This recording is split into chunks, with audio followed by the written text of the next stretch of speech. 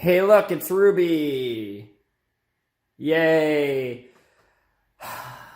I honestly don't know if you guys have seen Ruby.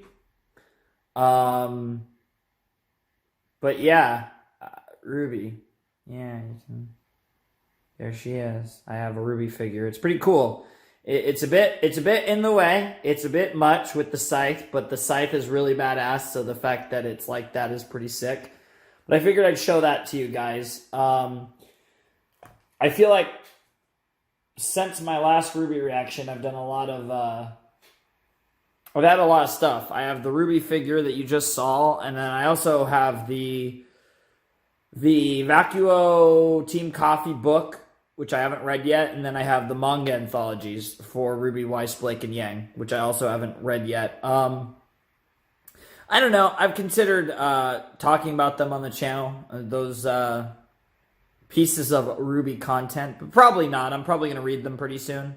Probably in between Volume 7 and Volume 8, if I had to guess. But I do have quite a bit of RWBY merch that I didn't have before, so that's pretty cool. But obviously the figure is the really cool one, in my opinion. I think that's pretty sick. So I figured I'd show that to you guys since I'm making a RWBY video for the first time in forever. This is my reaction to the Volume 6 soundtrack. This is going to be interesting because it's been a while, obviously, since Volume 6, given that Volume 7 has been over for a little while.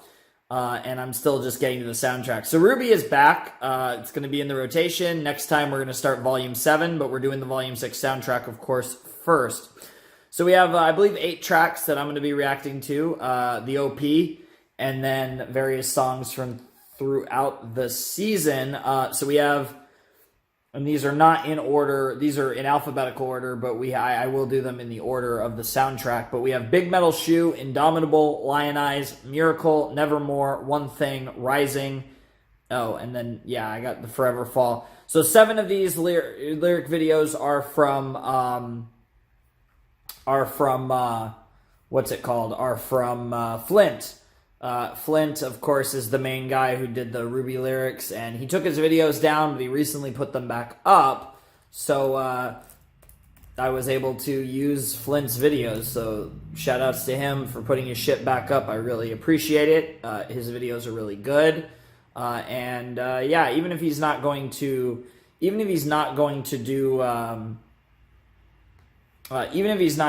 the RWBY lyrics from now on, I appreciate that he put all of his old videos on the lyrical videos for the RWBY soundtracks, you know, volumes 3 through 6 back up. Now, I could not find Forever Fall on his channel, though, so for Forever Fall, I got that from Batman Fangirl, so there's a second shout out there. So I have the lyrical video from her for Forever Fall, and then the rest of them are from the man himself, Flint. So shout outs to both of them for the lyrical videos, which make this a lot easier as far as actually reacting and analyzing the soundtrack in real time. So this is going to be interesting. So Rising, man, I have not listened to Rising in months. So I'm going to be very curious to see how well I remember the song. I'm also really excited for Volume 7 on that note. I'll probably talk about this more in my next video when I'm actually about to start Volume 7. But, you know, getting the Arc in Atlas, it's going to be very interesting to see how it goes. I've heard good things. I've heard most people seem to feel very positive about this volume, so that's very encouraging. And yeah, you know, it's going to be really fun to see what the show does in Atlas, because there's obviously a lot of plot lines, whether it's with Ironwood, Jacques, Weiss, you know, lots of characters that are going to be really interesting in the coming volume or possibly volumes. So that'll be interesting. But for now, we have the soundtrack. So I'm curious to see what is in store for us. So yeah, it's been a long time since I've done one of these soundtrack reactions. So it should be interesting. It'll be curious to see if so obviously the first one is going to be Rising. So I'm going to pull Rising up. And yeah, here we go. So this is Rising by Jeff Williams, feat Casey Lee Williams. And then the lyric video by Flint. So let's check out Rising, the RWBY Volume 6, I was about to say 7, opening song in its entirety in 3, 2, 1, and play.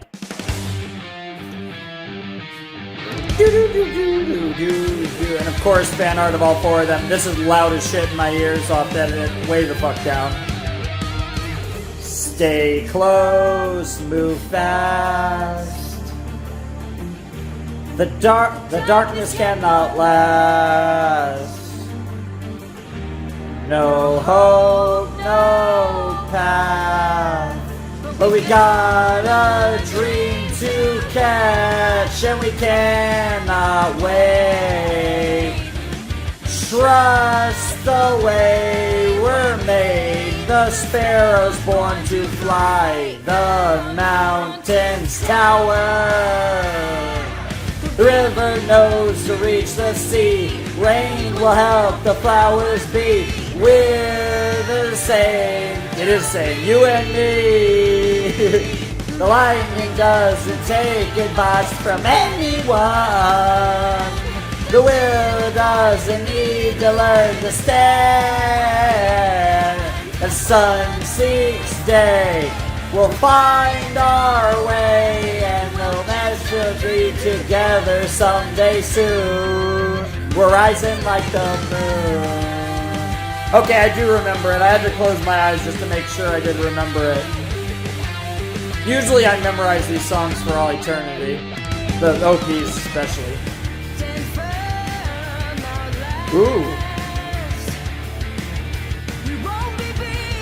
Of course, all OPs gotta talk about that since Volume 3.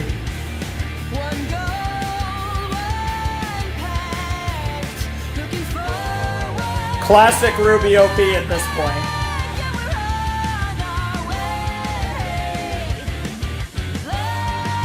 Love the choice we made, I like that.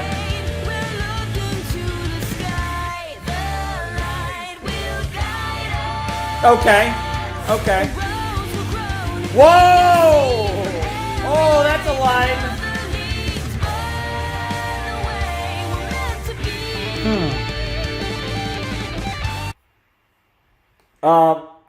The rose will grow to be a seed. From every life another leads. Born the way we're meant to be. I probably should let the song originally just play out in entirety before pausing, but I just don't think that's going to happen this time. I feel like, because I don't really want to go back too much into the song.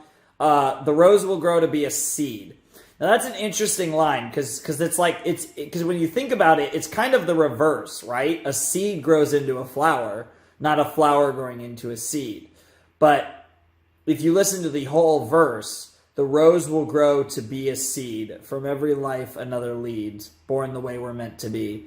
And it's more representative of what the seed actually, again, represents. That makes that line make a lot more sense. And then, of course, from every life another leads. That's great. And then born the way we're meant to be is an interesting line in regards to this series. And it's a line that it's interesting. I like that line because it kind of fit. But what I think is a little weird about it is it's a very fate-driven line, and a lot of the RWBY OPs are about defying fate. So I think it's interesting that there's a very fate-driven line here. So that's something that stuck out to me when I saw that line. Meant to be. Oh, you rock out, Jeff. You rock out.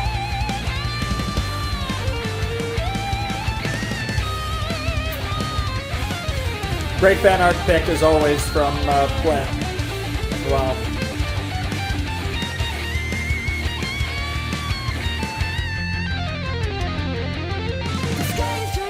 Ooh, ooh, ooh. Oh, I love this part already.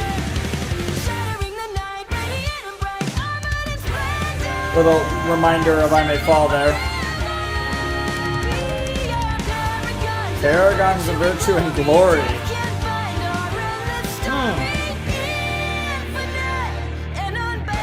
And now we're rising, right?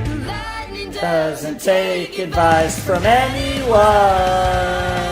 The willow doesn't need to learn to stand. sun seeks day. We'll find our way and we'll catch that dream together someday soon. We're rising like the moon.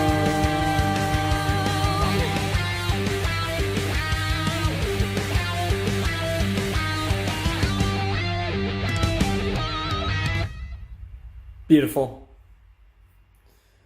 Beautiful. Okay, that was Rising, the RWBY Volume 6 opening song. So this is the opener to the soundtrack, as with all of the OP. The OP is always the opener to the soundtrack. Even if there was like a trailer or whatever and like a song, even if a song appears before the OP is always the first song of the soundtrack, rightfully so. That's, you know, it's the OP. But yeah, no. So Rising. Interesting song. It's a great song, like just the way it sounds. I think this is one of the best as far as how it flows and just it really rocks out as a great song. The lyrics are very cool. They get a lot of really cool lyrics that I really love. You know, like, as sun seeks day, we'll find our way. It's a very reminiscent of the Blake and Sun song from Volume 4. But it's also reminiscent to me.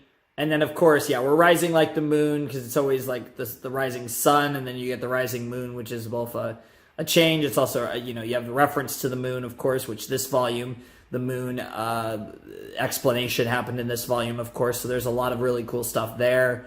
You know, you get a lot of really cool lines. I think my favorite part, though, is when they kind of talk about nature and how that ties into the whole "you're born the way you're meant to be," and that goes into the lines about how nature works. And you know, the one that always I think is just so, for whatever reason, really resonates with me is the willow doesn't need to learn to stand.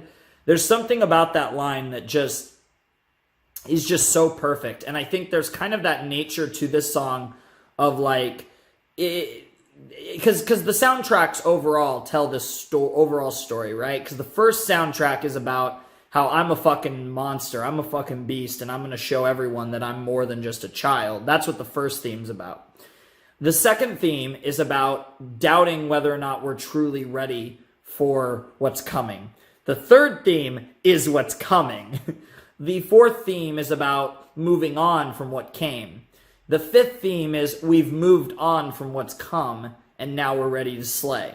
The sixth theme, though, is kind of goes in a different direction where, you know, we start to get a greater understanding of the overall narrative, the stuff with Salem and Oz, and we get more of like this kind of the destiny crawls back, and it starts to become, you know, like a weird kind of acceptance of destiny while simultaneously not letting destiny define us. And that's kind of where the OP is at by Volume 6. And I like to think that each OP is telling the story of the series, because that's what an OP does. It tells the story of this part of the series. But you can even connect it, but even in a way where you can literally just listen to all the OPs and you can kind of get a feel for where the story is at in each volume. So that's some really good stuff. Amazing work by Jeff and Casey, of course. Casey's singing was godly. I feel like she's really grown into it. I feel like she's only become better and better over time. Her little technical, like, she's always had the incredible voice, but her little technical work has just gotten better and better over time, which is great. Love that song. I thought that was an amazing song. I can't wait to see what they do with this moving forward, because that was a really cool song. And yeah, hopefully we get more from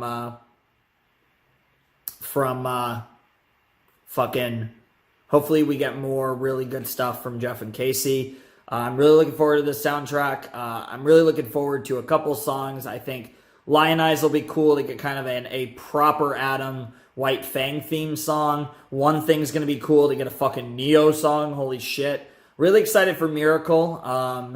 Big Metal Shoe should be interesting. You guys know, though, the song I'm probably most hyped for is Indomitable, because we're fucking getting a RWBY song. So that's just crazy. Because we haven't had a RWBY song since Red Like Roses Part 2. So And it might also be a summer song. So, I mean, it could double or even be more of a summer song than a RWBY song. But whatever the case may be, that's going to be incredible. Anyways, the next song in the soundtrack is Miracle. So I am going to get to listen to Miracle right now. So that's pretty exciting. So yeah, let's check this out. So this is Miracle, once again, by Jeff Williams, feat Casey Lee Williams. So of course, Jeff, as with all of the RWBY lyrical soundtrack, it's Jeff's song. And as with most of the soundtrack, Casey is doing the vocals, if not being the primary or even only singer in quite a few of these songs. So anyways, let's check out Miracle. I'm really excited for this. This played in Volume 6, Chapter 1. This played during the train Grimm fight, which was a really cool scene in general. It was a good way to kind of kick off the volume with a fun fight. That was honestly one of the most enjoyable Grimm fights we've had in forever. It's probably actually one of my favorite ones in the series. It might be my favorite one in the kind of quote-unquote modern era of RWBY, honestly. It was just a really fun little Grimm fight. And yeah, anyways, I'm going to jump into Miracle, see what this is about. Now, obviously, when all we need's a miracle is what always comes to mind when I think of Miracle and RWBY OST, but we'll see what the song actually called Miracle is all about in 3, 2, 1, and play. Ooh, I like this start. Love the fan art. We got Ranger and RWBY, or you know, RWBY's part of both of those groups, but you got my point. Man, look at that face on fucking Nora. Dude, the guys look like such badasses. So does Weiss. Jeff being a god. Such a good singer. I love Casey, but I want more Jeff. Kind of true. Ah, call out to Triumph. Kind of. Yeah. Yeah, we are. Yep. The reckoning is definitely coming. Yep. And this references what was coming in this volume with Oz and everything. Yep.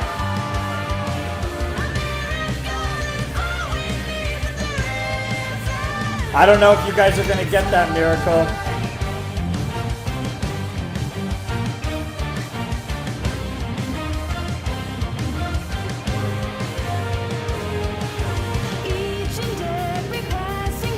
Our world's in further disarray. Oh.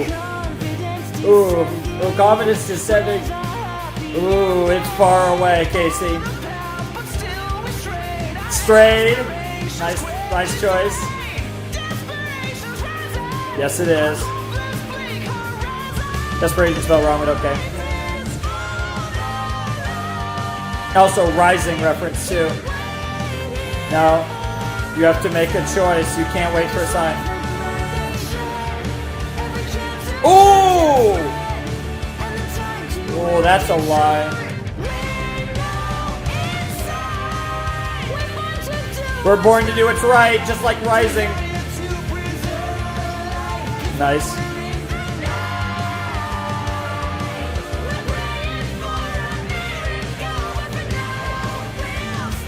And man fight. Oh shit, we still got a lot of song left. This is an awesome song, by the way. Great second song of the volume.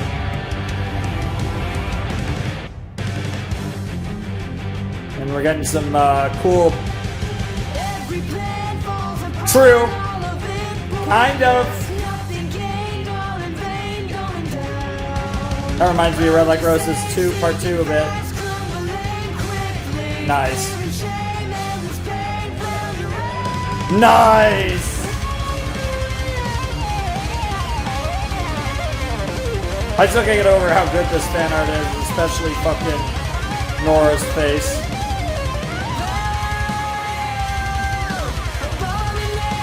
Oh, that reminds me of Lucis Naturale. God, there's so many references in this song. Oh, a miracle will come. Or that. It might happen. It probably will one day.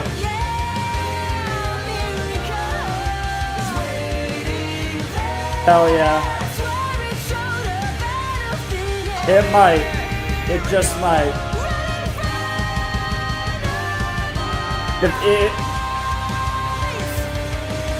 If they play this around to say RWBY is the miracle, oh my god, I would mark the fuck out.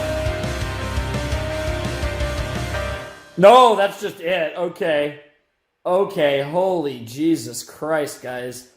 Oh, ladies and gentlemen, boys and girls, that was fucking miracle. Oh my god. We're probably gonna do one more before I make my first cut. We're probably gonna do this in 3 sets, so like 2, so there'll be 2 cuts. But yeah, that was Miracle, the second song from the RWBY Volume 6 OST. Wow. Holy shit. You know, I almost feel like I should have been pausing in that because there's so much to kind of break down in that, and I kind of, like, I had a lot to say, and it kind of just, once the song ended, it just went whoop, right out of my head. But no, like, that was an amazing song. So this song talks about the kind of it's not about a defeatist mentality. You know, what I love about this song is it comes from that perspective of we are not giving in, we are not giving up, that has been preached in many of the songs. In fact, many of the quote-unquote generic RWBY songs, and what I mean by generic is ones that aren't focused on specific characters, have 2 mindsets. They're either defeatist mentality, where it's, everything's fucked, we're screwed, or it's this type of, believe in hope, believe in faith, believe in ourselves to overcome mentality. And that's the most common type of song in RWBY, which makes sense. It's a hype song, and then the lyrics make sense, and they also fit when they're fighting as well. So they work really well in the context of the actual show during an episode, especially a fight. So it's really fitting how that all comes together. And I really think that Miracle really emphasizes the kind of feeling of hopelessness, but despite that, understanding that this is a fight that has to be fought, and that they have to pray, hope and pray for a miracle. They need a miracle, but they can't just assume it's not coming. They have to fight and scratch and claw like they know a miracle is going to come at some point. And it's that type of will and fight to the end that's what makes humanity so strong, and that's the kind of a big moral, I guess you could say, of RWBY as a whole. So that's really cool. I really like that. What I also like about this song is that you get the idea that this is supposed to be a thought that every character in the group has had. And Crow as well, of course, Oscar, whatever, but you use the fan art as an example, but they are the kids. In the end, RWBY's the main characters, and then Juniper were the kind of secondary team. And obviously, we don't have Pure anymore, but Jean, Ren, Nora, RWBY, Weiss, Blake, and Yang, those 7 characters are still at the core of what makes this show what it is. And they've been the core characters that we've been with since the beginning.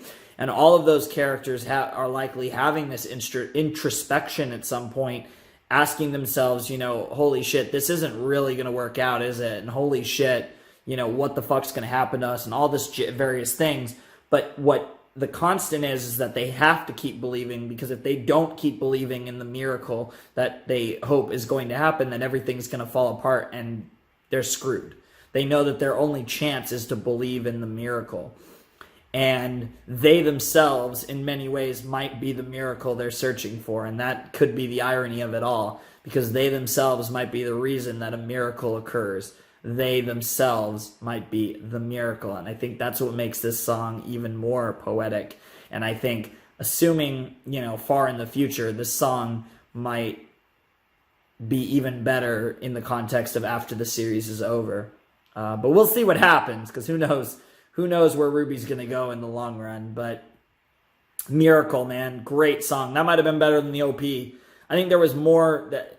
It's crazy because the OP was probably, Volume 6 opening was probably the most, metaphorical opening of the series. I think of all of the openings, this was the most kind of, deep meaning, not just surface level like meaning, and yet I still feel like Miracle, even though the dialogue wasn't necessarily as like metaphorical as Rising, Miracle had arguably even more of that like deep depth, which sounds like a bit of an oxymoron, but like all of these songs have depth, but some of it is surface depth and some of it goes further. A lot of it goes further, but there's sometimes Jeff, is going to write a song that's just self-explanatory. Like, it's fucked up, it's deep, but it's still like, it's easy to understand. Whereas some might be a little more complex. So I really appreciate that variety as well. But yeah, no, Miracle was great. I love that song. That was a bop. That was definitely a bop. I mean, so was Rising. But then again, like, pretty much all of the RWBY songs are. Like, they're just fucking lit. So this one's one thing is next up. For some reason, Lionize is fourth in the soundtrack. I guess in all likelihood, it's the order that Jeff and Casey wrote and performed these songs. So again, this is One Thing by Jeff Williams, feat. Casey Lee Williams.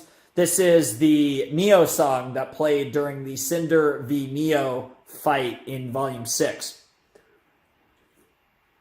So this is going to probably be about, because I think I remember hearing a little bit during the episode and during reactions. I'm pretty sure this is going to be about Roman's death and how Neo handled it and all that shit. Because this was her way of basically saying, like, Cinder, you were the cause for everything that happened, and I'm going to get my revenge, and that's why it was playing during the song. Kind of a little reminiscent of how All Things Must Die played during Cinder v. Raven in Volume 5. Now, what I think is interesting about this song is this is the first kind of canonical kind of quote-unquote verbal thoughts from Neo. Neo has obviously never spoken in the series up to this point, so One Thing is the closest thing to Neo dialogue we've gotten.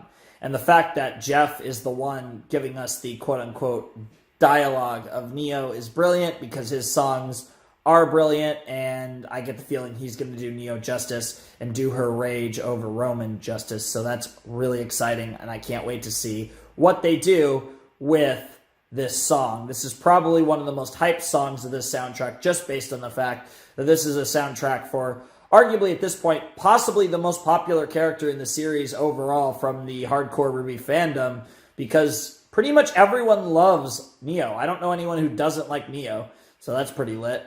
So I can't wait to check this out. This is going to be really cool, and it's going to be really interesting as well, because, like I said, this is probably going to be about Roman and Neo, and that's going to be really interesting. I don't think I have anything else to say, so let's check it out.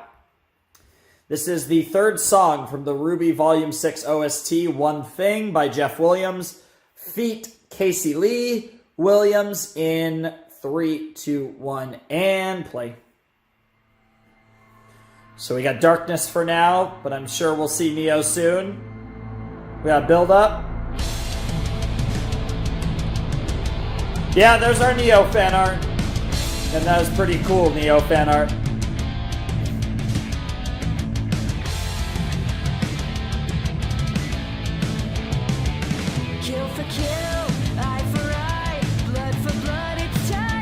Perfect, good start. I know I just paused this super early. I'm going to run it back. It's Time to Die, coming from the Neo song, is very interesting, giving It's Time to Die, the other time that we had that song play. Die was a song in the Volume 2 OST, and it played during Volume 2, Chapter 4, which was the episode, I believe it was Chapter 4, which was the episode where Team RWBY fought Roman in the mech, and that was also the episode where, I think Neo might have been in the background of the previous episode, but that was like her real introduction where she saved Roman, and so it's kind of interesting. I wonder if that's intentional from Jeff. That's just a little detail I noticed. Kill for kill, eye for eye, blood for blood. And of course, eye for eye, Cinder has one eye. So that's ironic. Yeah, I'm talking about Roman. Makes sense. Makes sense. Okay, a little bit of Neo backstory hidden in here. Lost without a voice, that's a line. Candles flame to these Torchwick. Brand new name. I wonder if Neo was the name he gave her. Interesting.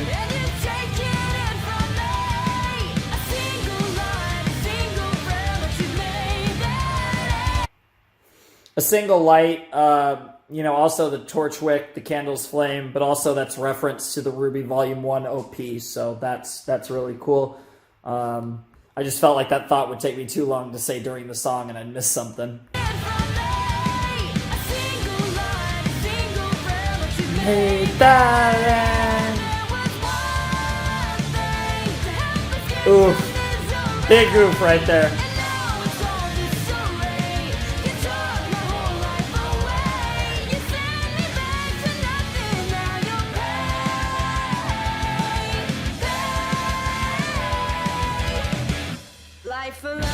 Ooh. Yep. Absolution is nowhere near. That's a reference to multiple RWBY songs and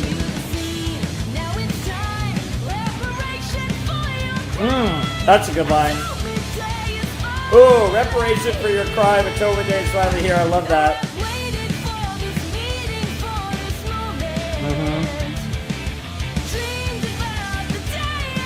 Woo! That sounds sexual, but I love it.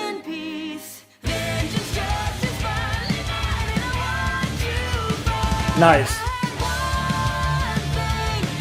Taking it from me. A single light, a single friend. We made that, and there was one thing.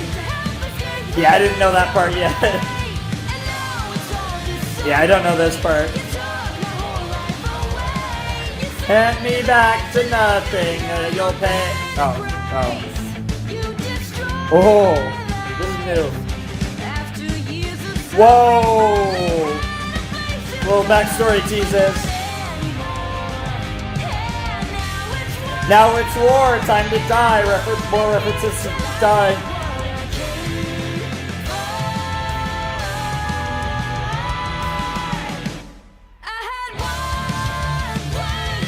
You've taken it from me.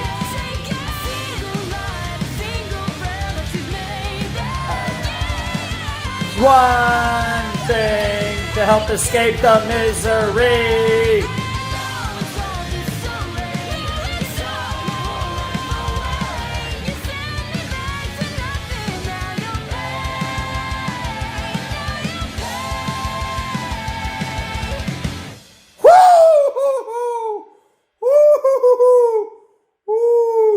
That was whoa, not what I wanted to do. That was spicy sauce right there, ladies and gentlemen, boys and girls, and those who have yet to decide. That was hot. So that was about what we were expecting. I think everyone was pretty much expecting what that song was. You'd get, some Roman Neo sauce. You'd get some Neo backstory kind of sprinkled in there. And it was about what we expected. And then you'd get, some just badass lines. The references in this song were really cool because there were a couple references to Die from the Volume 2 OST, which, of course, was the same... again, that episode is the episode where Neo shows up and, saves Roman. So...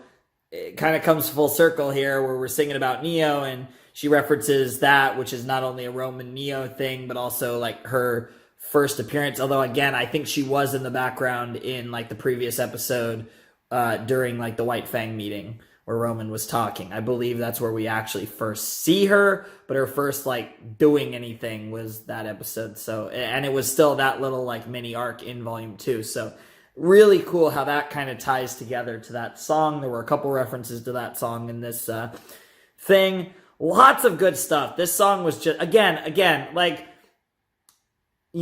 easiest way to say it is that this is a great song. This song's a bop.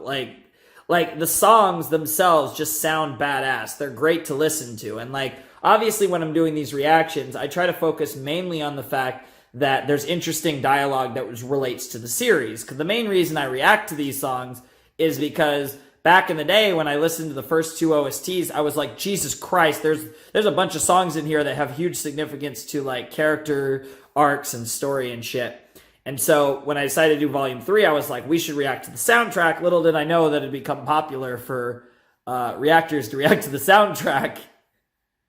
My original video is, I don't think my original video is up. Because I think I re-uploaded that and everything, but it used to, because it was actually a redirect for whatever reason. It was a redirect. I think I had to for some reason with the channel, but it was a redirect to like a YouTube link or whatever it was. I don't know, but no, I had no idea they would become kind of normal after that to react to the soundtrack. So I'm glad though, because I really enjoy the reactions to the soundtracks. They're really interesting RWBY reactions, and I really enjoy the soundtrack. I think Jeff has crafted this like just masterful like compilation of RWBY songs, and then Casey has sung many of them and has been a fucking goddess in her own right when she's done all the work that she's done on this soundtrack. So it's just like so cool to experience these. And I have a lot of thoughts on them. And if there was really any show that had a soundtrack situation like RWBY, where they had a bunch of fucking lyrical songs that had a lot of deep meaning to the show, I would probably do reactions to the soundtrack in the same way I do for RWBY. It's just any case where that is the case, the songs play in the episodes, like more literally, like it's like a musical show where the songs are literally sung, or like there isn't really a show where it has that type of like complete, like there hasn't been another show where that scenario has made sense, but in RWBY it does, with the way that they use the OST and the way the OST is structured and all that stuff. But yeah, Neo's life is very interesting. There's still a lot we don't know, but between this song and just general inferences based on what we know about her, which ironically enough is barely nothing, but you can pretty much piece together who she is, who she was, and you have a decent guess on how her life went up to what we ended up seeing in Volume 2, Volume 3, and Volume 6. So it's going to be interesting to explore her moving forward. I think Cinder and Neo are in the interesting spot going into the future. I don't know if they'll even be in the next volume, but their appearance will probably be near the end of the volume, because they're set up in a wonderful position to make everything even more interesting than it probably already is going to be without them. And I think they're going to be largely absent from Volume 7 because they're just waiting for the right moment to strike and whatever they end up deciding to do. And of course, Neo and Cinder are going to have possibly conflicting objectives depending on what both Neo and Cinder honestly, truly want to do, because we don't fully know what either of them actually plan on doing. So it's going to be very interesting to see how that all plays out. So I'm very excited for that. But no, that was a great song from the RWBY Volume 6 OST. Really enjoyed it. I've enjoyed all 3 of these so far. I want to say One Thing was my favorite. Miracle was amazing. The OP was great. I think the OP is probably at the bottom so far for me of these first 3, though, because the Miracle was fantastic, and then, hard to beat a Neo song, especially when it was that badass. So, yeah, my neck is kind of killing me, so I might take like 2 or 3 minutes to try and get my neck to not kill me, and then we're going to react to some more RWBY soundtrack. Hi, guys, we're back. Hey, look, there's a glare that's trying to get in the video. That might be a problem a little bit later in the video. But yeah, the glare, lately the sun, the glare recording here at this time of the year, I'm noticing glare is going to become a problem. So I might have to move around my setup so I can go back to recording in my location that I usually record in, which is in that corner. The setup would be slightly different with where the table is. It'd be further from the corner, the actual corner, but I'd be in the same spot. Otherwise, it'd just be moved up more, but I could probably maneuver it a little bit to make that work. Yeah, I could just move that desk a little bit, then move it. But yeah, that should actually, probably after the soundtrack, I'm going to start recording in my old spot, just a little more moved up. So I didn't have to worry about the glare from then on. But for today, we're sticking with this. So we're about to get back into the RWBY Volume 6 OST. We're going to be reacting to Lionize, which is an Adam theme. This was used in the Volume 6 Adam Taurus character short. So Adam's interesting because it's kind of weird because we're literally listening to this post-mortem in regards to Adam since he died in Volume 6, Chapter 12. And he was indeed seeing red. He wasn't the only one, but yeah. The double meaning, triple meaning jokes are good. I'm curious what this song is about, but I'm assuming that it's a very White Fang-centric theme, and it's going to kind of more fit the Adam character that I wanted, I think, as opposed to the Adam character we got. You know, Adam's an interesting one. I had my issues with the Adam character in general. I think everyone did, whether because they felt he was poorly treated or because they just didn't like the character at all. I definitely stand in the realm of the former. I thought there was a lot of potential with the character, and I think the direction that they took the character was not the direction he should have went, personally. But he still played his role worked for the series. By becoming the kind of heel that everyone hates, it really kind of put Blake and Yang on the other side of that and put them in a positive position to like kill him and be like, yay, that's great. Where I think that was a problem came from the fact that Adam was a great character with a lot of potential, and they kind of turned him into that kind of like worthless heel whose whole purpose is to get killed by a hero, to get the hero the pop. I don't know why I just used like 25. I don't know why I said that whole thing in like wrestling terminology, but it's fine. You guys can use context clues to figure out what I'm saying if you don't know wrestling terminology. But the point is that Adam was a bit of a wasted character. I think he had a pretty cool end, but overall it was just kind of like a weird situation with Adam.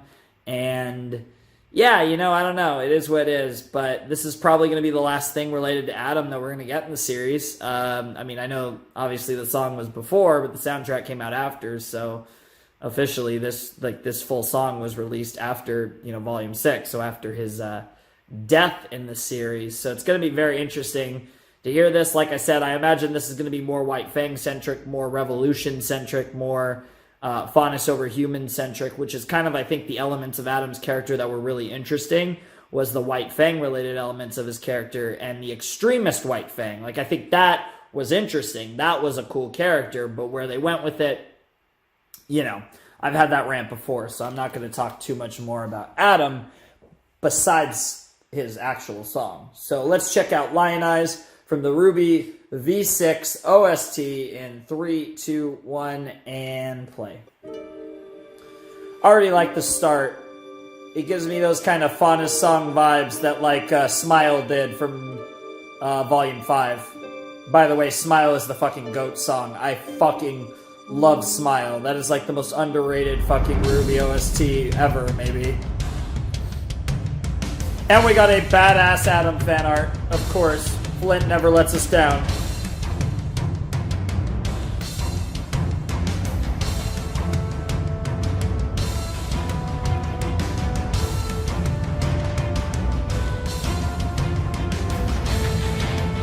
And of course, this is a badass song. Of course, you knew it was gonna be rocking with Adam. Also, this is by Jeff. In case you had nothing in this. Dude, we get one verse, and it's fucking... Dude, we get one verse, and it's taunted and tortured, insulted and reviled, enthralled to human overlords since I was a child. Yeah. Yep. That's exactly what I was expecting. And that's exactly what I wanted, too, out of this song. This is going to be a badass song.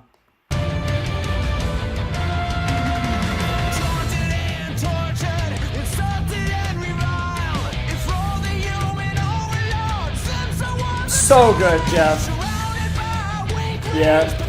Yeah. And he hates the Faunus yeah. He hates those Faunus almost as much as the humans. Yep. Yep. Subjugate. That's kind of a reference to that whole thing felt pretty reference to From Shadows Part 1. Ooh! The Lionize. Okay, that's what we're going with. Kind of talking about Sienna there, and Gira, and Blake. Pretty much, yep. Nice. Really good shit so far. Just a White Fang extremist war cry right here, 100%.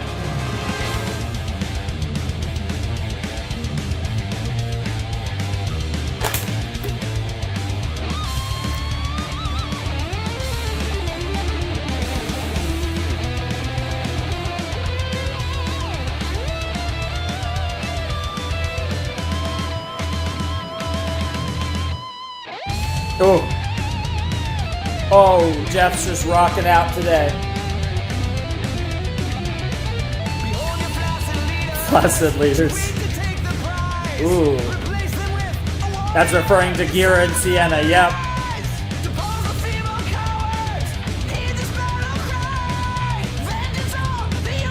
Jesus. Will rise, of course, yep. Nice. Woo! Jesus. You'll be lionized, let me guess. Oh, not what I was expecting. Lionized. Woo! That's spice. This world will have no peace till our dreams realized. Woo! Yep. Yep. Yep.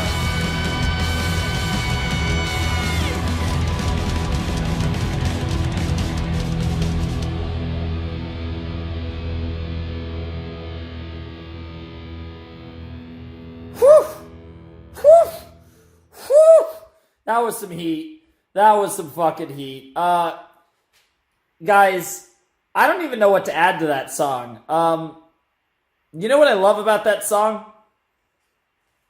It really had nothing to fucking do with Blake. Now, it's so funny. We have a song Nevermore later, which is going to be all about Blake and Yang and Adam, and that's fine. But Lionize had nothing to do with Blake. It was just about Adam and his cause. And I think this is where they kind of missed the mark with Adam. I think Adam, there was that balance where it's like his relationship with Blake was one of the things that made him intriguing, but I think they played way too hard into his relationship with Blake. And what I thought was really cool was that I love what they did with him in Volume 3, right? And then in Volume 4, he wasn't worrying about Blake. So what ended up happening with his character was everything with Adam was perfectly fine until Volume 5, when they made him look like a total bitch at the end of Volume 5. And then, you know, his whole White Fang thing fell apart. And that was just like, what the fuck was that? And then Volume 6, of course, he stalked Blake and Yang. And then he had the big fight with them and died. So, before the Volume 5 finale, Adam was great, in my opinion. I love, you know, the way he killed Sienna was, you know, really cool, even though I'm still salty because Sienna has my favorite character design in the series to this day. There's never been a design as cool as Sienna, and they fucking killed her the first time we saw her, but still, character-wise, it made sense. It was really cool on Adam's part, what he did in Volume 3, what he did. Like, Adam had a limited role, but, like, every time he showed up, I really liked what they did with him in Volume 3 and Volume 5, pretty much up until the end of Volume 5. That I hated. And then in Volume 6, obviously, he was just stalking and then got killed in the fight. So it's like, it's weird, because it's like, most of Adam's appearances, I really liked his role, but in the end, you know, he still feels like a bit of a wasted character, and his whole existence became to be fodder for Bumblebee, which, I mean, I love Bumblebee, so in that sense, like, that's kind of cool, but I feel like his character should have been so much more, so that's my opinion on Mr. Taurus. But you know, he's dead now. I mean, that's a wrapped up bow, so we don't have to kind of worry about that storyline anymore, and they can focus on other things, which is cool. I'm very curious in Volume 7 how Blake and Yang's storyline continues, because really, Adam was kind of the crux of their overarching story, and now he's dead, so I'm very curious, like, what they're going to be fucking doing as, like, a narrative. Because Ruby and Weiss still have, like, overarching narratives to deal with, but Blake and Yang, I mean, they kind of have each other, and that's about it. Anyways, that was really cool, so I really enjoyed that. The next song is Big Metal Shoes, so let me pull that up. This obviously played when they were fighting, fighting when the good guys, the heroes, quote unquote, the protagonists, were fighting, oh fuck, Cordona? Shit, Caroline something. But they were fighting Caroline in the big robot, and earlier in the volume, Nora had referred to it, I guess, as a big metal shoe, or it was, I feel like she didn't literally say big metal shoe, but it was something really close to that. But maybe it probably was just big metal shoe. So this is probably going to be just a song about being beasts and fighting a big metal shoe. This is by Jeff Williams, feat Casey Lee Williams, and Lamar Hall. So that we don't know if we're getting Jeff in the song lyrically, but we are getting Casey, of course, and then we are getting Lamar Hall. So there's going to be a rap verse somewhere in here, at least one. So that's really exciting because Lamar has some bars. That probably means there's going to be a bit of swearing in this, because usually anytime Lamar shows up, it gets NSFW. But yeah, this should be really cool. I'm really looking forward to what Casey, Lamar, and Jeff cooked up. So this is Big Metal Shoe. This is also a kind of short song. I guess that kind of makes sense, though, because Lamar is in it, and Lamar blows through, like, Lamar can blow through lyrics as long as most RWBY songs in like 30 seconds, because he's a really quick. He's got that really quick rapping style that's just so badass. Anyways, let's check out Big Metal Shoe from the RWBY Volume 7. Sorry, I keep wanting to say 7 because I'm about to react to Volume 7. The RWBY Volume 6 OST by Jeff Williams, feat Casey Lee Williams, and Lamar Hall in 3, 2, 1, and play. Uh-oh. Uh-oh. Uh-oh. Yep. Interesting opening to the song. Nice fan art, too. Woo! I love that start. So all three of them, I think, are in the song. Yeah. Yeah! That's a cool little song. This is just gonna be a fun song, I bet.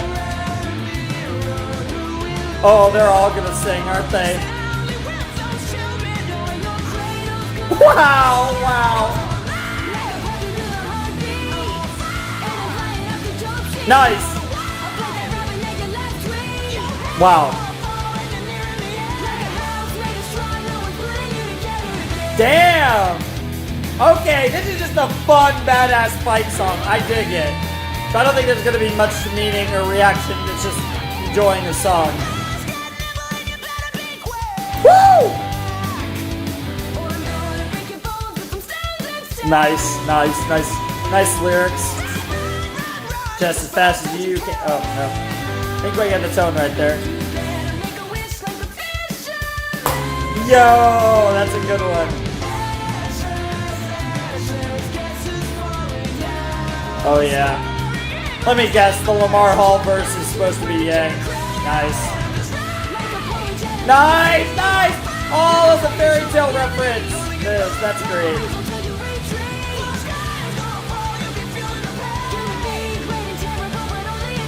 Jesus! No time to defeat you, hickory dickory, flawless victory. Carve your tail like three by mice. Better listen up, not saying it twice. Bring around Rosie, you can't oppose me, let you know now. I'm here to take you down. You're gonna meet your end in the splendor. No more pretending you're all pinning. Star won't twinkle, squeeze to a wrinkle, bloody up the scene. A nightmarish fiend, run the bridge down. You can't make a sound. The wheels on your bus have just been crushed. Eeny, my time for you to die. Catch him by the toe, never letting go. No turn to pray. It's your last day. A, B, C, D, you can't see me. Very nice, Lamar. That was pretty sick.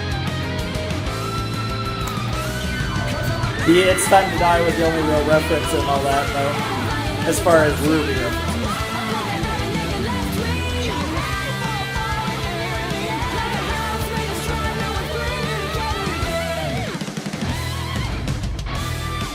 Bam.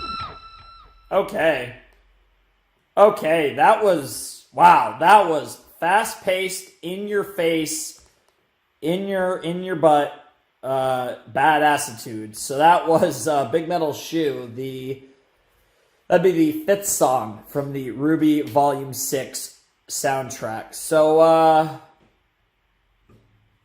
that was pretty much exactly what I thought it was going to be once I got like the initial taste of the song.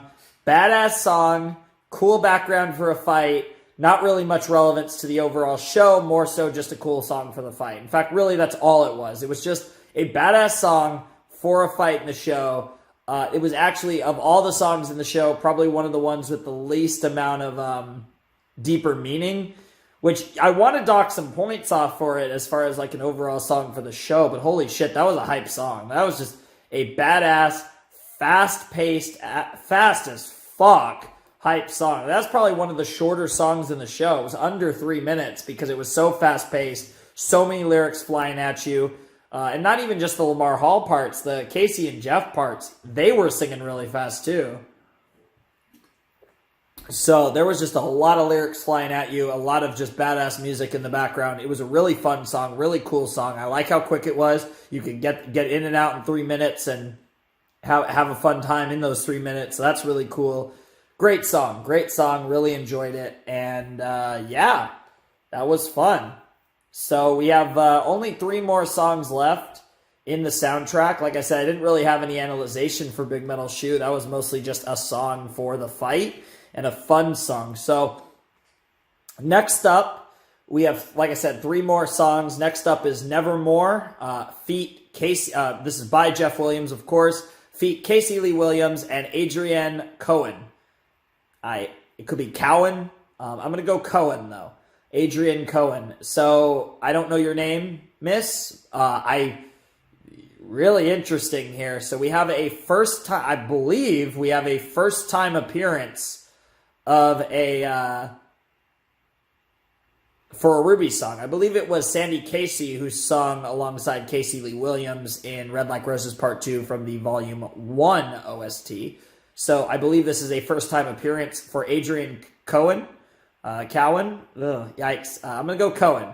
So I believe this is a first-time appearance for Adrienne Cohen alongside Casey Lee Williams in Jeff Williams' Nevermore from the Volume 6 OST. I believe this is the ending theme for Volume 6, Chapter 13. Of course, as you guys know, RWBY fans over here, every final chapter of RWBY has a cool, badass credit song that plays in its entirety at the end of the volume. Of course, Volume 3 had 2 separate ones that played at the end of the volume.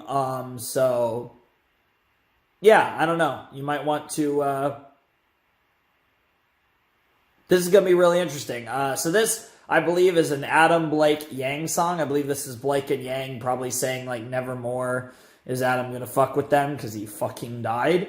And I assume Casey Lee Williams is, Casey Lee Williams is playing either Blake or Yang, and whichever one Casey is not playing, Adrienne is playing the other one. So, hypothetically speaking, let's say Adrienne is Blake, Casey is Yang, just as a hypothetical. But it could be the other way around, but I'm assuming one of them is playing Blake, one of them is playing Yang. That's really cool, because we've had quite a few like Blake and Yang songs, and typically it's just been Casey singing to herself. It's really cool that we have a second singer in here to kind of play one of the girls in this song. It'll be interesting to see if Jeff is also in the song, though, because, again, Jeff could be playing Adam if Adam has any lines. I get the feeling that, since I'm pretty sure this is supposed to be after Adam died, he probably doesn't have any lines. This is probably purely a Blake and Yang song, kind of singing about Adam. So I guess this is like the real post-mortem Adam song in a sense. But whatever the case may be, I think my voice is ready to give it up, but we got a couple more songs to do. So let's react to Nevermore by Jeff Williams feat. Adrian Cohen and Casey Lee Williams in 3, 2, 1, and play. And there's the three of them. Blake, Yang, and Adam, and of course Adam with the SDC branding. Really sad shit right there, and also his fucked up eye.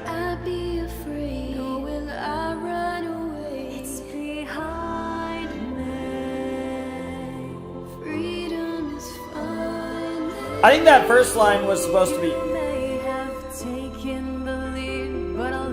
Okay, so Adrian's playing Yang.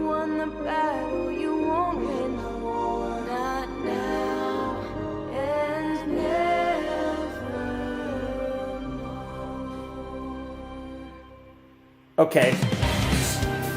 So I had it reversed. Blake is Casey and Yang is Adrian.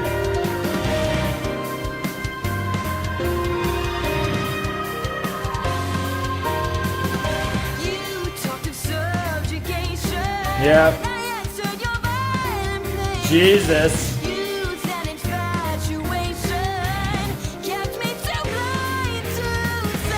Yeah, pretty much.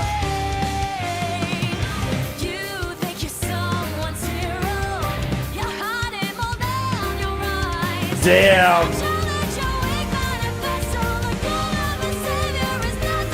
Oh, shit. Oh, shit. Oh, wow. Wow. Whoa.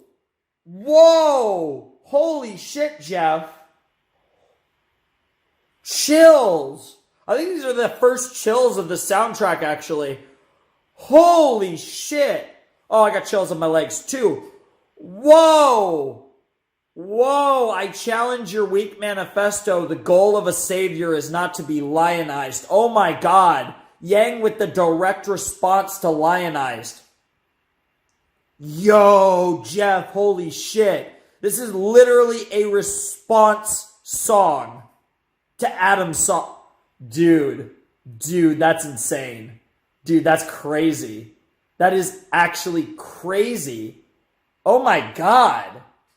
That is insane. Like, that's not even a reference. That's just straight up saying, no, your song is wrong, Adam. Dude, holy shit, that's amazing. See, here's the thing, right? And this is where like Jeff's fucking songwriting is so good. This is exactly what I feel like it wasn't about in the actual show. This was what it should have been. Adam being the Adam in Lionized, and Yang and Blake being the Yang and Blake in Nevermore. Basically saying that that's bullshit and that's not how you be a savior and all of that. And I feel like that the elements of it were there, but that wasn't what the focus of all this was about. It was too much about Blake and Yang, and and it was too, like, I feel like it felt too much about the interpersonal relationships between the three of them than the actual clash of ideals it should have been more about. Now, obviously, there was the personal element, there always was going to be. That's kind of what spices it up even more. But I feel like it lost the fact that this is exactly what the feud between Adam, Blake, and Yang should have been about. It should have been about Adam being lionized, and then Yang and Blake being like, that's not the goal. The goal of a savior is not to be lionized. Like, it's so perfect. Dude, I challenge your weak manifesto. The goal of a savior is not to be lionized, especially in the context of the song Lionized, is one of the best lines in any RWBY song ever. Holy shit, Jeff, you are the fucking GOAT. We're running it back. Also, Adrian's a killer. Holy shit.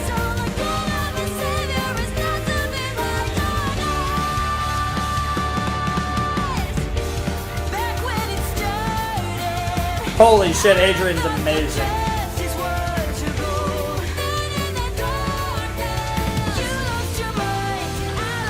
Whoa!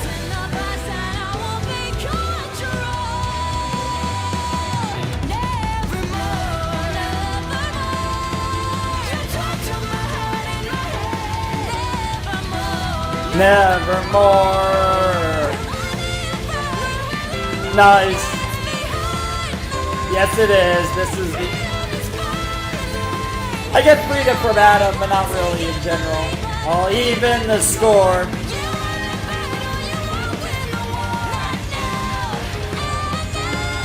Her more. I thought that was the end of the song. We got more going. We got a badass piano now. Holy shit. Woo! Woo!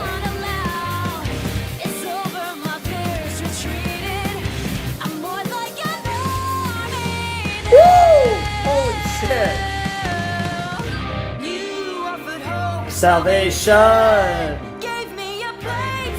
Pretty much, yep.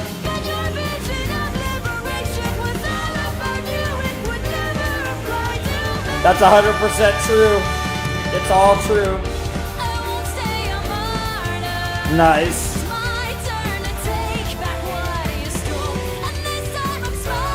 That's also true.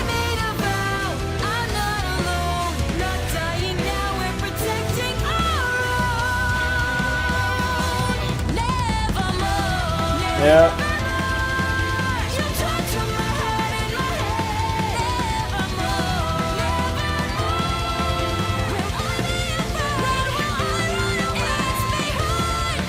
Holy shit.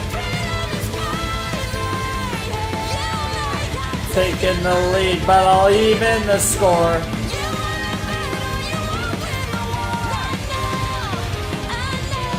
For more.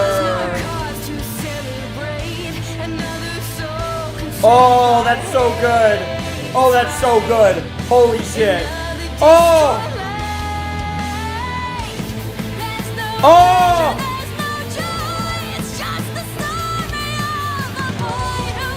Yo! Yo!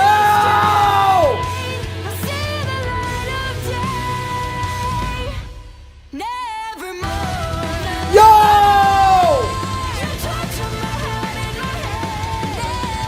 I have to let it run. We're almost done. Why be afraid? Or will I run away behind me?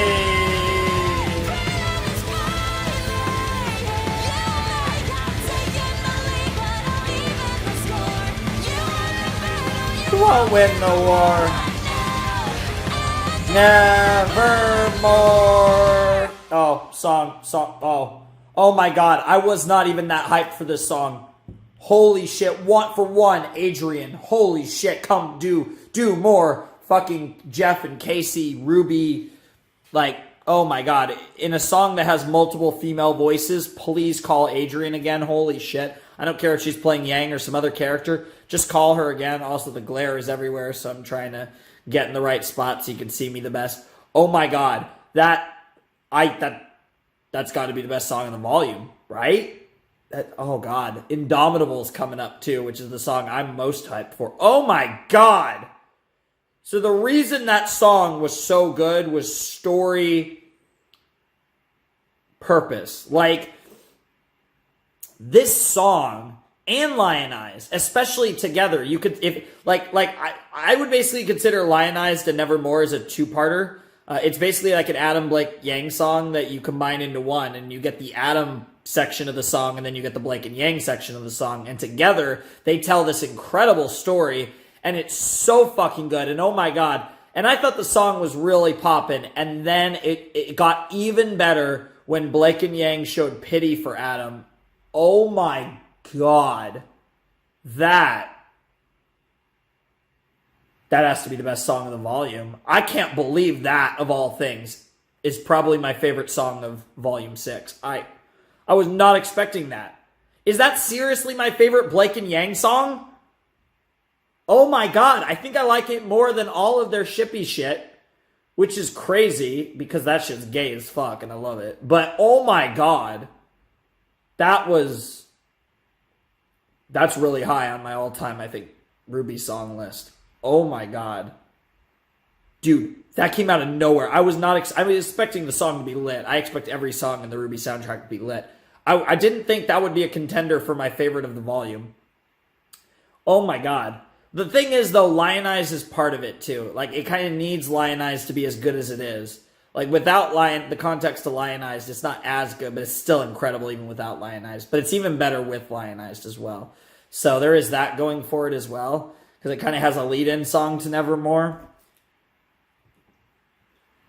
And the best part is too, Lionized is the first song you hear relating to Volume 6, because it's like the Volume 6 character short song, so it's like it's like before even the OP.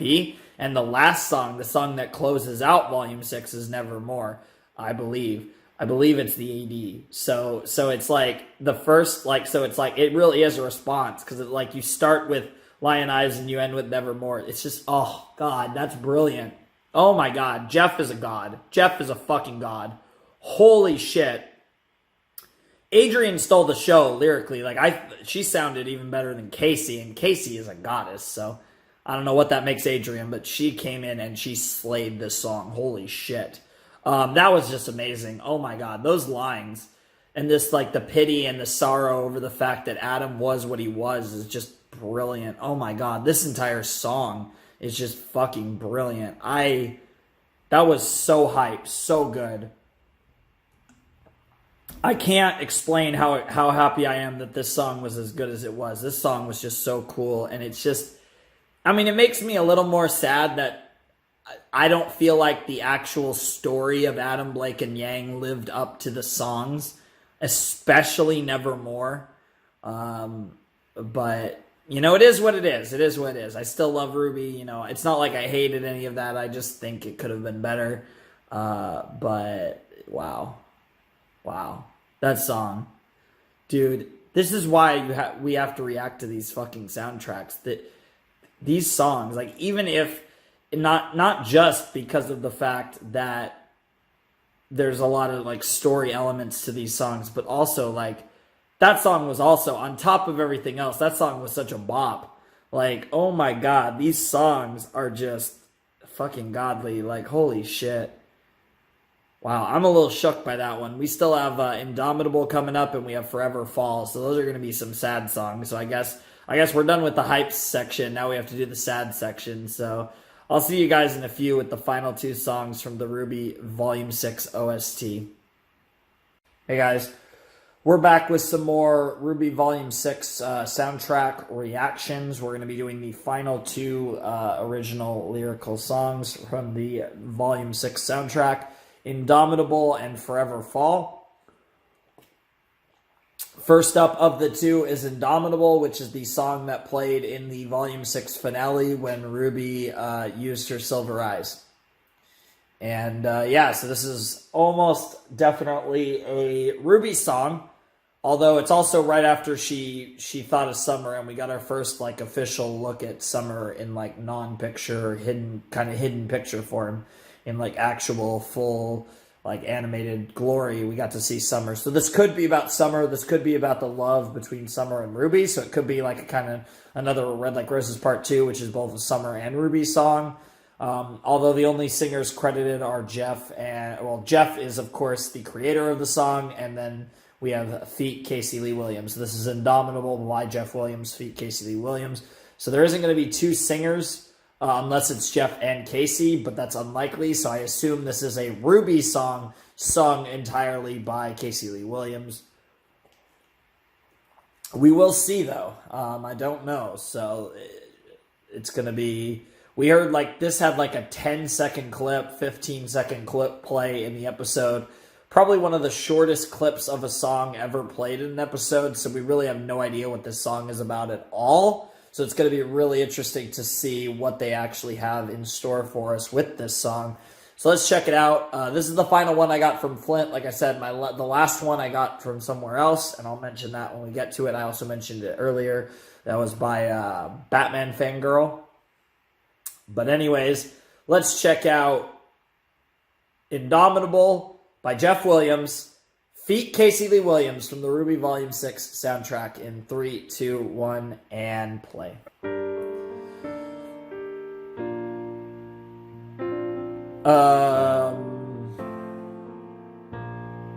That's supposed to be Monty. That's gotta be Monty. It looks kind of like him. I met a man, he had a dream.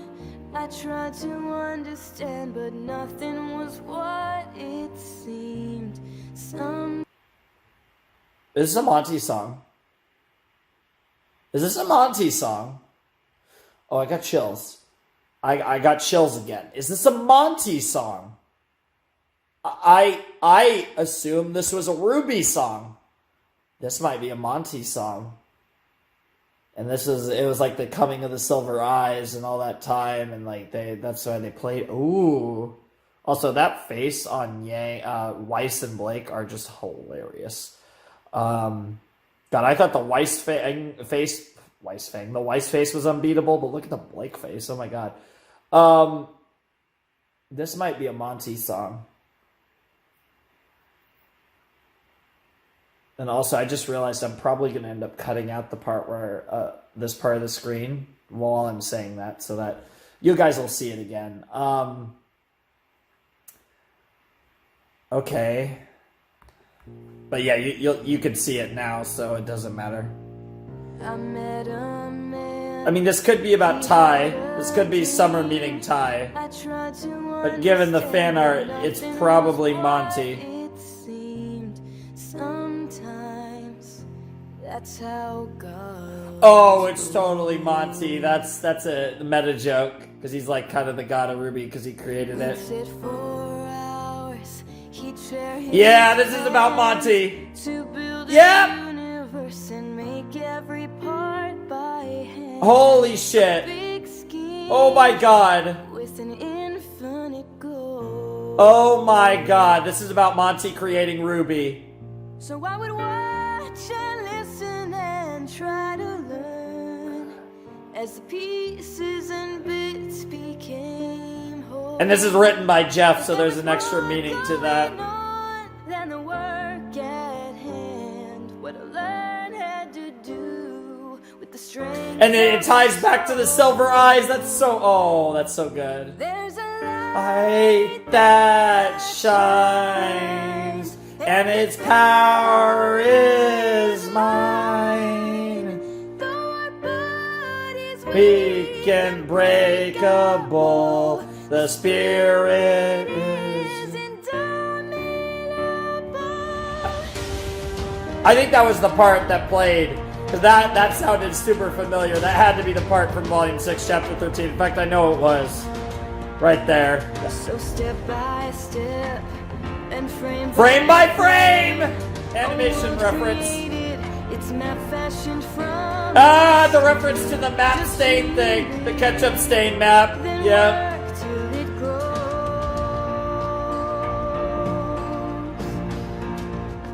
I learned this lesson.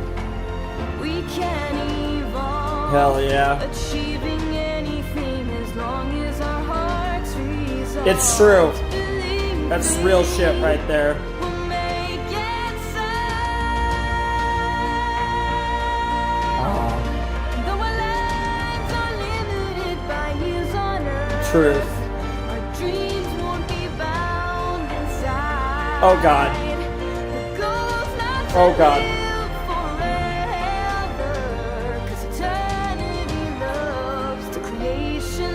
That's true.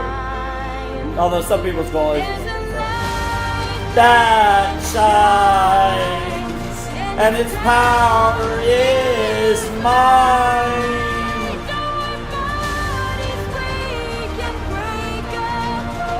The spirit is indomitable.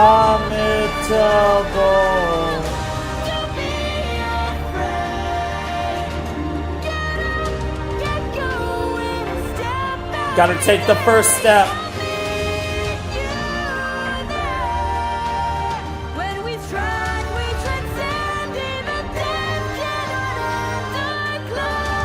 We're gonna reach the pinnacle. Oh God. Oh God. Oh Jesus Christ. The unthinkable for something that's so unfair. It's cruel, but that's how life goes. Truth. Real truth. But through the sadness, thousands of tears, we Yep. see his message sparkling in crystal clear.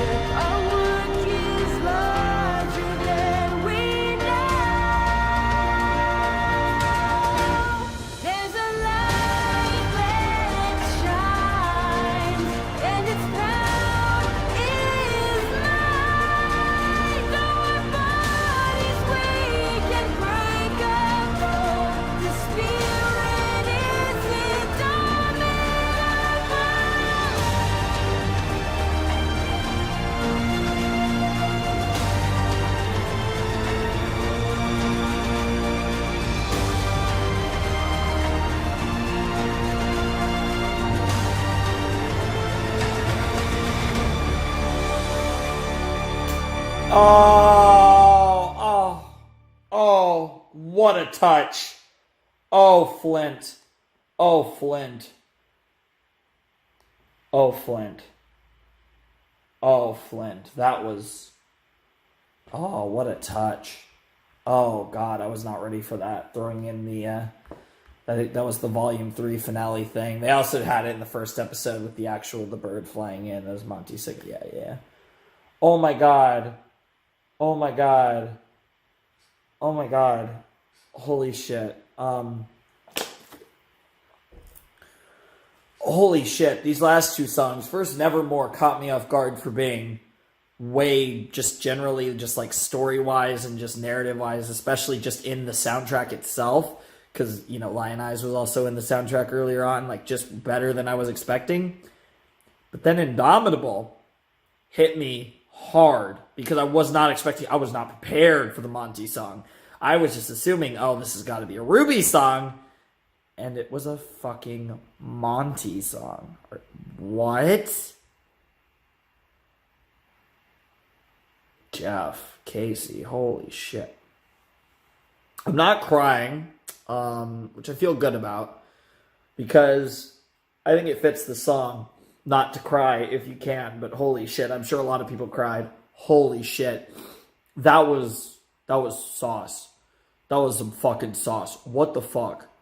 Holy shit. I got close though. I got really emotional. I kind of just got I didn't have anything to say. I don't think I do. There is nothing left to say about Monty. He created an amazing series, a beautiful series, and we could talk about what we like, what we don't like, but in the end, we wouldn't have these discussions about, oh God. Oh God. I'm not letting it get any worse. I'm just going to try to get it all out right now. Oh my God. He made this a really cool universe of characters from the ground up and lore and all that. And, we could talk about what we love about RWBY, what we hate about RWBY, what we think's interesting, what might happen, all that. But none of that would be a thing without Monty. I think of, one of my best friends, the fucking reason we really started talking for the first time was because he was having issues with a RWBY video, and we started talking, and we talk all the fucking time now. You guys know what I'm talking about. I'm talking about Kick-Ass. There's so many things that RWBY has given to my life, and it means a fucking lot to me, and without Monty, there is no RWBY, and it's just such a shame that he's not here to guide this show throughout its life, but only through the early stages of it. It's such a tragedy, and it more than anything, even beyond that, fuck RWBY itself, fuck the show, the fact that Monty was so young is even worse. And it's just, and it's just such a shame. But it's so cool though. It's, I want to say it's such a shame, but it's not even really a shame, because as sad as it is that he passed away, he made RWBY in the time he had. And he has a legacy that'll live forever because of us as RWBY fans. And I think another thing that touched me, oh my God, was that when he said that whole line about how we don't understand. There was some line about how we don't fully grasp the impact that we have on people. And, I think I can relate to that as someone who has a following, who has people who've told me, way more people than you'd expect too. So if one of you has said something like this to me or feels this way before, know that you're not alone. There's quite a few people that have sent me things. Messages and fucking emails and all different stuff telling me over the years, hey, you helped me through tough times, and your videos made me smile when, things weren't going well in my life or whatever, or, I look forward to your videos every day, they're like a light in my day, whatever, but all these things where it's me fucking marking out and fucking ranting and raving about fucking anime and cartoons somehow impacts people's lives, and that just blows me away. And I think, and that's kind of, I don't really talk about it because it's like it's a more emotional thing, but that's another reason I want to try to become a consistent YouTuber who posts daily content. It's because I think you guys deserve it, even though I don't feel like I necessarily owe you guys anything, I guess besides the movie reactions now, but besides that, I don't really feel like I owe you guys anything or anything like that. But it's just like, you've supported me so much, but also that there's a lot of you guys who, my videos have an impact on your life, and the fact that that's even a thing is insane. But it's amazing. And I think a lot of us, YouTubers and content creators and storytellers, writers, animators, musicians, so many people like that who do something that in some way, shape, or form is consumed as media, is consumed as entertainment. A lot of us oftentimes don't realize the impact that we have on others. And even if it's just a few or if it's millions, and I think, obviously, oh God, I'm going to make it worse bringing this up, but obviously, I'm a huge basketball fan, and even more specifically, I'm a fan of the LA Lakers. And, when Kobe passed away about, a month, it's only been a month. I can't, it's crazy that it's been a month, because it feels like I've been living with that, like, just sadness for like a year, but at the same time, it also feels like it happened yesterday. But I remember because it was the day of the Royal Rumble, and that kind of put a damper on that. And I tried to and I spent the rest of the day trying to get into a better mindset, thinking like, okay, he's going to, he would have wanted me to just enjoy this shit, so I got to try to enjoy this. But, that was such a sad thing that happened. And I think a lot of people around the world, especially people in the sports world, but really even beyond that, because Kobe was such a larger-than-life, like, legendary figure, were really thinking about these type of things. And similarly, he died so young. He was a little older than Monty, but he died super young. But the legacy he left behind was so massive, so inspiring, so beautiful.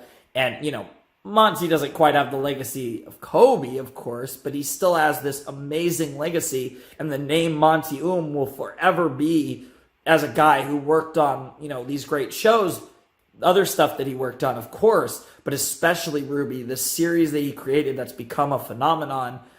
It's his, and it will always be his, no matter, what, no matter how many volumes it goes, no matter how good or bad or whatever, it's always, no matter what happens with this series, he'll always have that he created this universe. And I'm just, it makes me so happy to think about the fact that someone who tragically passed away so early in life from such a random shit, in the case of Monty, he got to live out his dream, he got to do what he wanted to do in life, and he got to leave behind a legacy that'll live forever, and that's just fucking beautiful.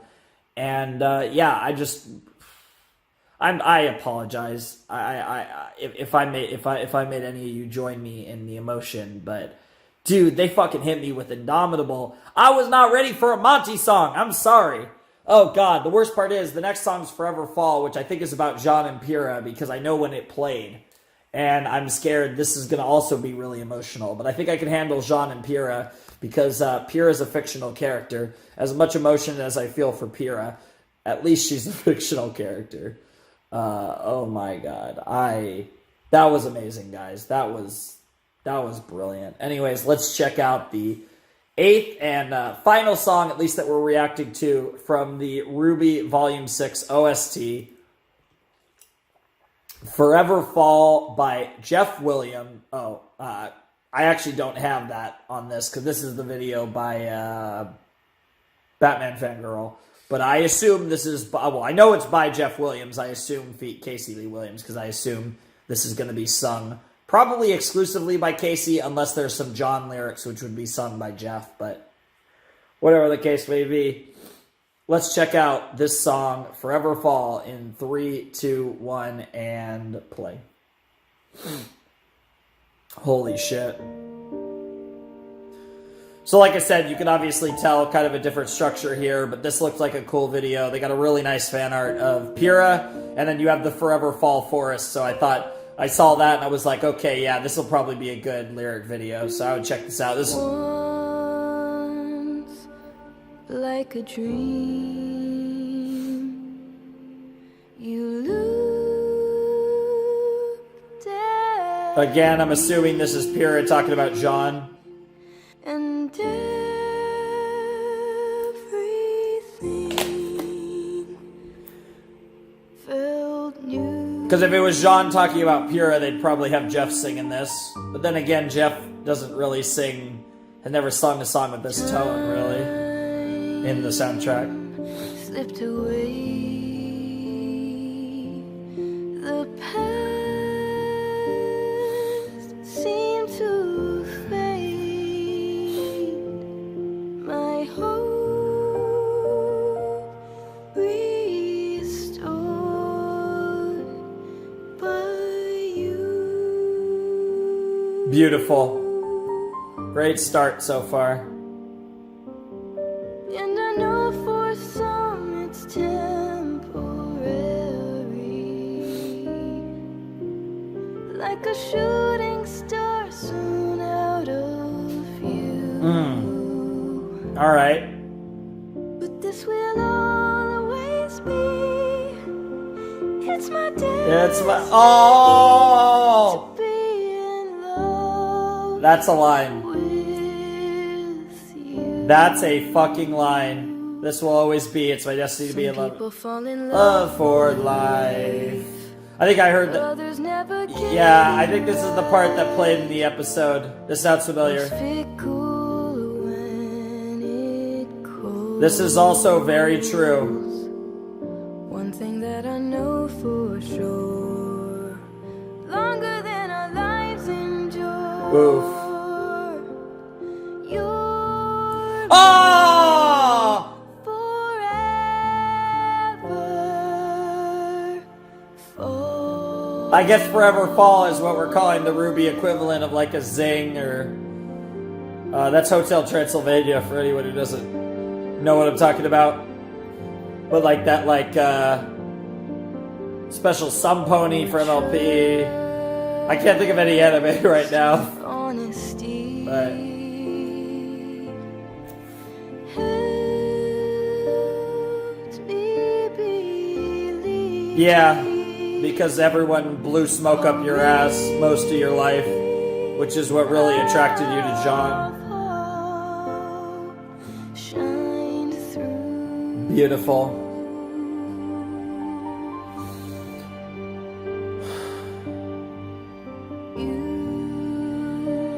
Yeah, Set me saw the real value in Pyrrha, not just what a beast she was.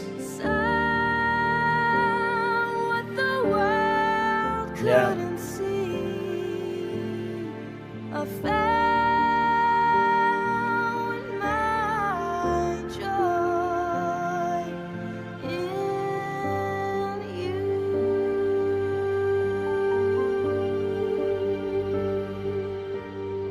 Every life is filled with passing moments. Yes, it is. Like the seasons change. And that goes back to Forever Fall. Clever, clever. But this is infinite. Never running out. Nothing, even death, could separate our souls. It's true, and that's probably the main reason why Jean's never going to be shipped with anyone. Oh, God. That's kind of tragic given what actually happened. But yeah, like, that's probably why Jean's People fall in love for life. others Never get it right. That's probably why Jean's never going to end up with anyone else.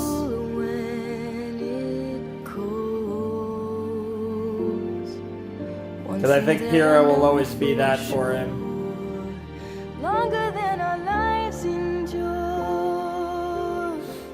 And this song kind of implies it too. I Forever fall. Holy shit, we're already at the end. Damn, somehow we went over 5 minutes.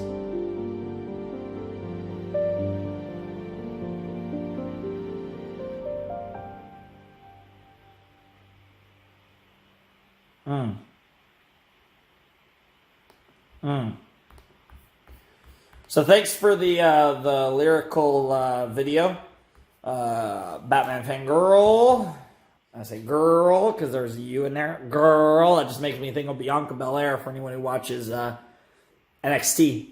But yeah, that was girl. But yeah, that was Forever Fall, the final song, at least of the ones I'm reacting to, from the RWBY Volume 6 soundtrack. Beautiful, slow song. Indomitable kind of ruined it for me a little bit because I kind of wish I flipped those. I kind of wish I was doing Indomitable last because that was such an emotionally, that resonated with me emotionally a lot more than Forever Fall did because, like I said, one of the things that hurts the most for me, I'm not someone who gets very emotional when family passes away. I don't tend to get emotional when people pass away in general. It's kind of specifically when young people pass away. There's something about when someone who is, in their 20, obviously if they're a kid, but in their 20s, their 30s, their 40s, even their 50s, when you're passing away way before you should, that becomes a lot sadder for me. So that's one of the reasons why I think Monty's passing is so tragic is because of his age. And there's just something about that, when someone dies, so young, it's just so tragic. But, again, part of what makes it less tragic in regards to RWBY, well, it's tragic that he'll never get to see his vision reach its pinnacle, reach its finale. He got to see his vision come to life. And I think the fact that he got to make RWBY, he made RWBY, and RWBY is still going to this day because of him, makes everything about Monty less sad and almost more of a happy story about a man who fulfilled his dream. Jesus Christ, about a man who fulfilled his dreams. And that's the kind of the positive spin on what absolutely obviously is a tragedy, but oh, Jesus Christ. But no, the soundtrack was amazing. Nevermore was amazing. I mean, I want to say Indomitable was the best song of the soundtrack just because of how it hit me. But if we're being completely honest, Nevermore might be my favorite. Miracle was amazing. Big Metal Shoe is not my favorite song, and I don't think Lion Eyes is. Well, Lion Eyes I know isn't, because I think as much as I loved Lion Eyes, I'd probably take, even though I even probably prefer the way Lion Eyes sounds to Nevermore, I'd probably take Nevermore over Lion Eyes. So I think just because of that, I know that Lion Eyes, but I'd rather take the two songs together because they have more meaning together back to back. But Big Metal Shoe is not my favorite. As much as I love the metaphorical meaning, I don't think Rising is my favorite either. And I don't think, so Lion Eyes, Big Metal Shoe, and Rising I don't think are. Forever Fall was a beautiful song. Pyrrha singing about her love. But I don't think that's my favorite. I think it comes down to Miracle, One Thing, which honestly is probably not my favorite either, even though it's Neo and it was a badass song. It honestly probably comes down to Miracle, Nevermore, and Indomitable. Indomitable hit me so hard, I want to say that's my answer, but I don't know if that's just the initial shock. Miracle was an incredible song. Nevermore is probably, oh God, this soundtrack was really good. I really enjoyed all 8 of these songs. Again, Forever Fall was probably one of my least favorites. I usually love the slow songs, but I don't know. For whatever reason in RWBY, as beautiful as they are, I've never been the biggest fan of RWBY's slow songs. Just compared to the others. They've been amazing. Indomitable is kind of one of the exceptions for me. Indomitable and Cold, ironically, both of those songs kind of, one of them unofficially and one of them officially relating to Monty. Ironic enough. I don't think Cold has anything to do with Monty, is why I love it so much. I think it's just a great song. Indomitable, I'm 100% sure that Monty is a big reason why I love the song. But the RWBY Volume 6 soundtrack was incredible. Next time when we get to RWBY again in the rotation, we're going to be doing the Volume 7 premiere. I have an idea for how many episodes I'm going to do, but I don't know for sure. But we'll see. But I have a general idea of how many episodes I'm going to be doing for each reaction. I think I'm going to be doing RWBY. I got counting this in 4, but as far as volume 7, I think I'm going to be doing volume 7 in 3 rotations. I don't plan to be doing it that long. I plan to do some pretty decent sized chunks of RWBY episodes in my reactions, especially since I should be able to put them on YouTube no problem, because it's Rooster Teeth and they're cool with that. So yeah, that of course always helps. That means I don't have to upload it extra times. So yeah, you know, really cool stuff. I'm really excited to be checking out the other RWBY stuff to come, being Volume 7, because I've heard really good things about Volume 7, and I'm used to being pretty caught up, pretty up to date to my RWBY as it comes out. And this season, I just completely waited until after it was over because I had a lot of stuff going on in my channel, and I didn't try to force RWBY in there this time. I just said, you know what, I'm going to wait. I'm going to watch RWBY Volume 7 after the fact. I'm going to be able to do it in a shorter period of time because I can do binges of it, and that'll be fun. That'll be a different experience. But I do fully plan to be weekly for Volume 8. I don't see any reason why I wouldn't, especially since I think I'm going to have a lot more room to wiggle shows around from now on, really. I expect to have a lot more wiggle room with shows in general starting now, or starting recently. So I do expect to be doing Volume 8 probably weekly episodes in all likelihood. That's the plan currently. And then I think I'm also planning to probably do the Volume 7 soundtrack whenever it drops. I don't think I'm going to wait until Volume 8 to do it. I think I want to do the Volume 7 soundtrack when it drops, but we'll see what happens. Whatever the case may be, I'm really excited for Volume 7. I hope you guys are excited for my RWBY V7 reactions, because they should be a blast, especially, again, since people have said really good things about this volume. So it's going to be interesting. But, yeah, that was the Volume 6 soundtrack, and that was a doozy. So, yeah, I'm going to sign off here. Time for me to bid you adieu. Flaming Shark, signing out. Hope you guys have a wonderful, fantastical day, and I will see you next time with another video. Thanks for watching.